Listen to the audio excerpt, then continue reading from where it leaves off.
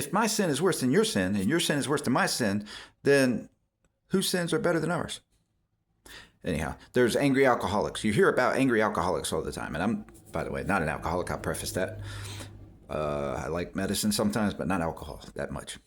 So, is my sin worse than your sin if I were to be an angry alcoholic who you've never seen angry?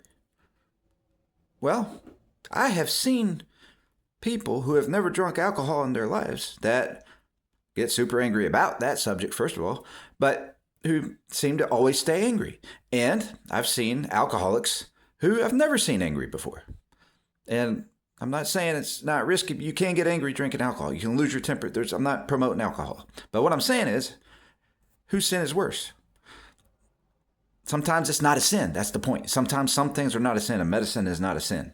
But if it makes you angry to use alcohol, that's when it becomes a sin, right? If you use alcohol so much that you don't think of God, that's when it becomes a sin. If you're an evangelist and you're not evangelizing because you're drinking alcohol too much, that point, that's what Paul says he doesn't want to do.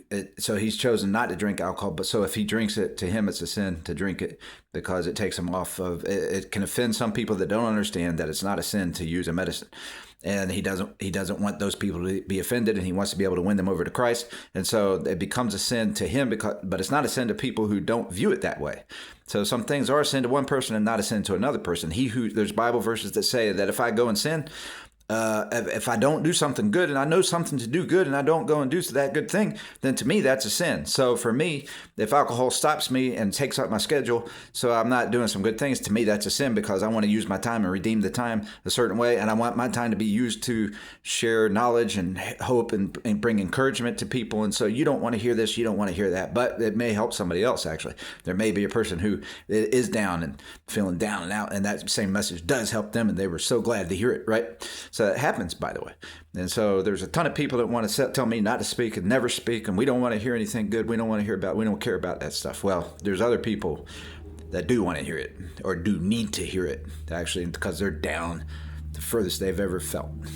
And so, and then that may help them see God for the first time sometimes, or it may help them redeem themselves with God. So, but the main point here is, I was going to keep this at a 10-second video, but I came up with something else while I was saying it. And now I forgot it. But the sin is, this is it. The sin is this. The unpardonable sin is rejecting the Holy Spirit. And so there are people, medicine is not the only thing that's risky in this world. Driving above the speed limit is risky. Not the limit, but driving at a fast speed that's dangerous is risky.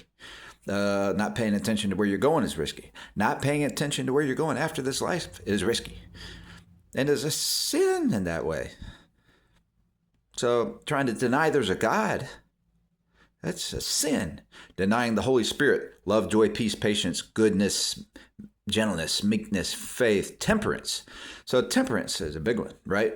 Because temperance kind of is a common denominator in all of those fruits of the Spirit I just mentioned that come from Galatians 5:22. They're listed there. But, and 23. 5:22 and 23. So, I believe.